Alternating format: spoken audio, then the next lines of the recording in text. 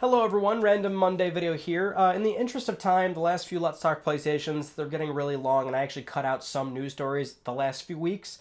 We had two very good news stories over the weekend that I thought, well, we're definitely going to talk about this, but we still have the rest of the weekday to play out, so I don't want LTPS to be like 30 plus minutes long, so we'll talk about these now. We're also timely on these. One of them being that Sony might be skipping E3 2020, that's a rumor, and then we'll also be going over Microsoft's polarizing statement about how Xbox Series X may not have, well, it won't have any exclusive games for the first year to 2 years of its life cycle. We'll explain that further, and of course, there's very interesting parallels to draw from that in relation to what we typically know with how Sony handles their first-party games and their exclusives. So starting off with our E3 2020 rumor, this is being reported from VideoGamesChronicle.com that Sony will once again be skipping the trade show this year.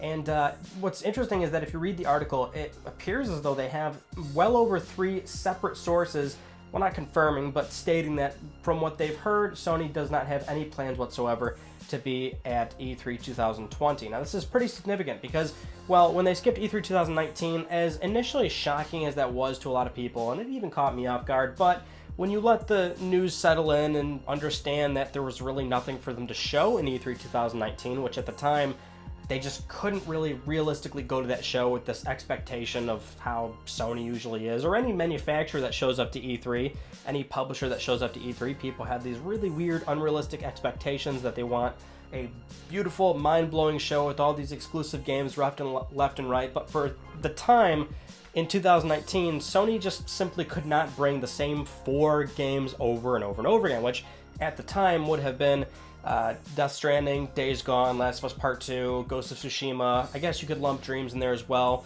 These are the same games that we have seen the outgoing 2 years prior to that, 2018 and 17. So they just couldn't go again in 2019. But even then, when I was discussing that news, I had mentioned, well, surely they'll be at E3 2020. That's a brand new hardware launch. Now, Video Game Chronicles states that they're hearing this from just they're not stating specifically, but one of them says they were hearing from multiple sources, so we'll just call that more than one. Then another one is coming from Wedbush Morgan's security analyst, Michael Pachter. Now, I know people don't really like Michael Pachter. That's mostly because of his predictions. You're not really being fair to claim that he doesn't have actual connections and is inside the industry, so he's hearing that Sony won't be attending the show. Not a prediction, that's just what he's hearing, so take that for what it is. And then the site is also claiming that the Xbox press team is planning their show assuming that Sony won't be there, so it's also kind of assumed that they have an idea of an inside notion that Sony won't be attending the show. So at the very least, what we're looking at here is possibly 3 to 4 different sources claiming that Sony won't be at E3 2020, which it is significant because when you really think about it, 2020 is where we have PlayStation 5. I mean, that's kind of a big deal, right? This is a brand new hardware generation. If it's not an appropriate place to show up to E3 and bring your brand new console there, show off all these games and whatnot, I mean, that kind of tells you that they have a completely different way to present their titles moving forward. Now, we have State of Play, sure, they could hold their own press event, sure, which they're going to do.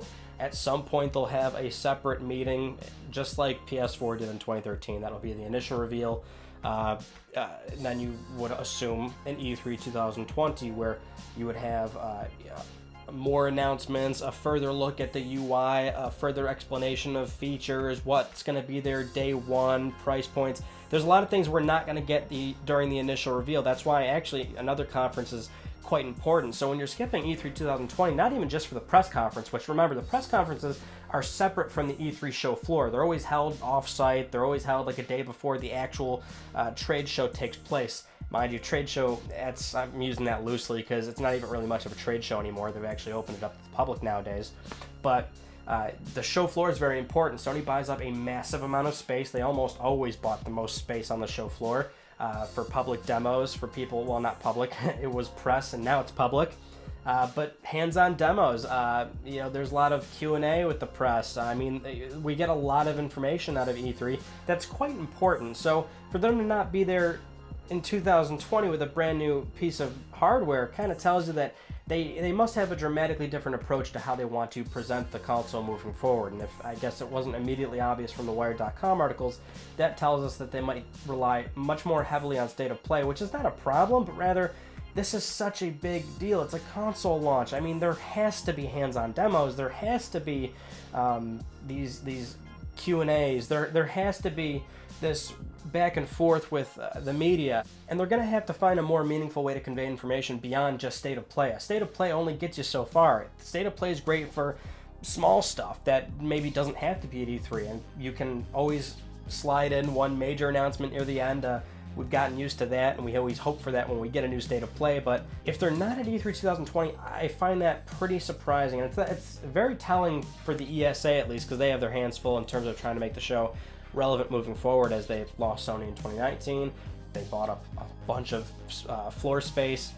Now they might not have them there again. And this isn't even me stating that there's a problem. Really, it's more of an E3 problem, because if a brand new hardware launch isn't going to court Sony, then that's really more of a problem for them. Sony's still going to sell plenty of PlayStation 5s. I just want to see how they deliver information moving forward, because state of play, a 20-minute video, blog posts, spoon-fed information from either Wired or whoever else they decide to start talking to once we learn more about it, unless they want to hold a whole nother press conference outside of the initial reveal. But at that point, you could have just done that at E3, where, I mean, more buzz around the games industry is already happening anyway, right? At that point, you're still spending the same amount of money and resources to book a building, book an amphitheater, a bunch of space, food, drinks. I mean, you might even have a larger overhead than what E3 would have cost you. So it's weird to me. I'm not sure if I totally believe it just yet, but if you've got enough sources saying that this might happen,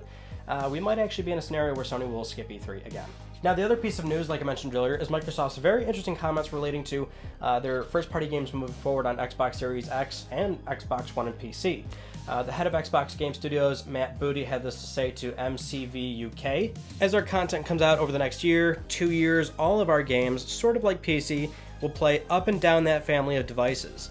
We want to make sure that if someone invests in Xbox between now and Series X, that they feel they made a good investment and that we're committed to them with content. So this comment was actually pretty upsetting for a few reasons, especially if you're an Xbox fan. It kind of implies that, well, your games might be crippled because it has to be on the outgoing platform for well into 2 years. And, it's a surprising comment, but at the same time, it's not. I think, most console launches, you always expect a very small amount of completely exclusive games to that platform. It's just not.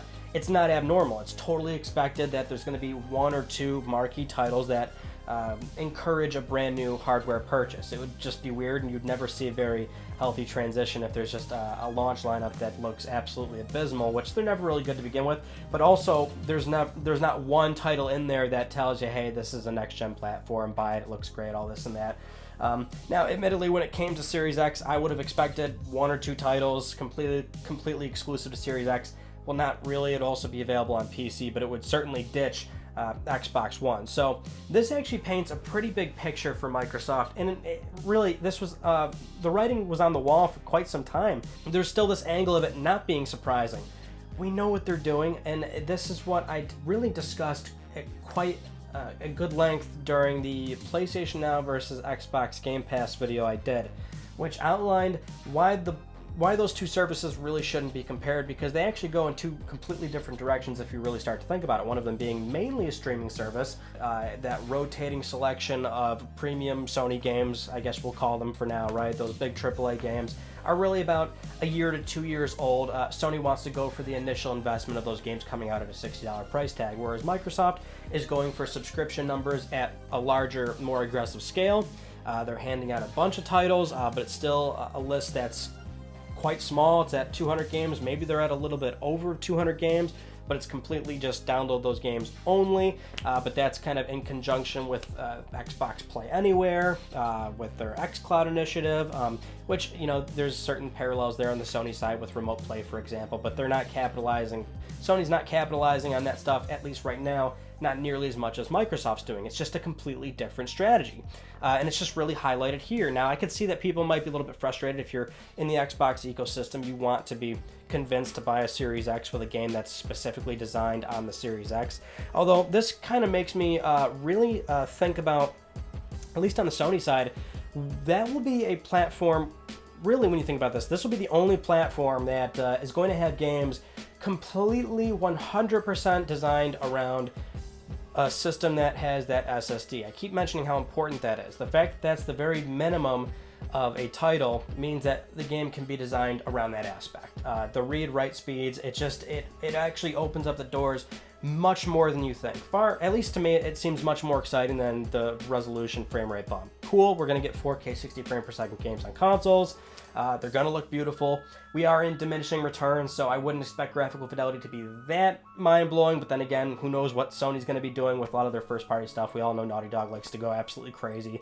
I'm sure Sony Santa Monica and Guerrilla are gonna impress as well when it comes to graphical fidelity, but I wanna see games designed around that aspect of SSD. When you have the past 10 years of games, honestly, have been actually quite crippled by those very slow HDDs, PS3's actually small split RAM pool, and then how annoying it is for a lot of third-party developers to have to work on all these platforms with all these varying restrictions. And so when you look at the table right now, third-party, at least going into next gen, they're going to be releasing games on every single platform. They're not going to ignore the big install base of PS4 and Xbox One, so we're still going to be having a minimum HDD level for a lot of games designed on that front. Microsoft Game Studios now, we know that they're still going to be sticking with an HDD minimum, but Microsoft actually still puts out a lot of their games on PC, and that's a different territory where games scale up and down well beyond what they normally do on console, right? It's an open platform. So that's what I mean. Sony games, at least what it appears right now, will be the only games that have the luxury of completely designing their games around that aspect. And I think that's why we've been hearing the very slight rumors, take it with a pinch of salt, but the rumors suggesting that Sony's marketing will play into the no loading times mantra. No loading times, start your games whenever, really quick, this and that. This is why they demoed Spider-Man just with load times within a second.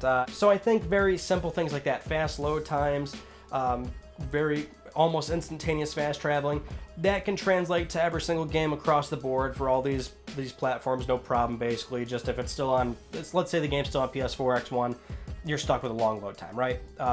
But again, if a game can be designed completely around that aspect of SSD, I think there's a lot of different design elements that we can look at that we weren't really afforded in the last well over a decade of playing games with traditional hard disk drives. And I'll even be the first to admit, I don't know what that really looks like. I mean, I'm not a developer. I'm a creative type, but I'm not a developer. I want to see what some of these really high caliber developers and publishers do if they are given this this tunnel vision of like, hey, this is your project.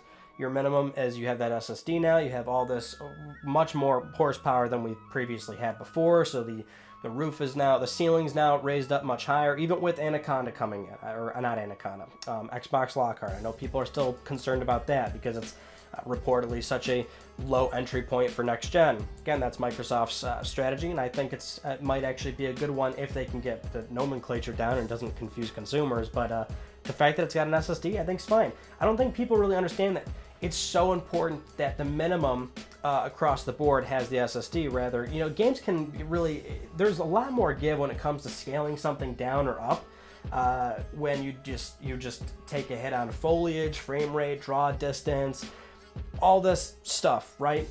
There's a lot of things that you can do when it comes to this closed environment of a console. So I don't think it's nearly as big of a deal for this notion that Lockhart might bog down next-gen releases. If anything, you would have to wait until PS4 and Xbox One really get that cutoff support, which that's what Matt Booty claims, about 2 years into the Series X lifecycle. That will be a point where I would hope that Microsoft Game Studios move completely on over to Series X and Lockhart full force, and they're no longer putting out games on Xbox One anymore. But once we get Ghost of Tsushima, that's going to be it. When it comes to first party on PlayStation 4, I would be pretty surprised if anything else comes out on PS4 and PlayStation 5.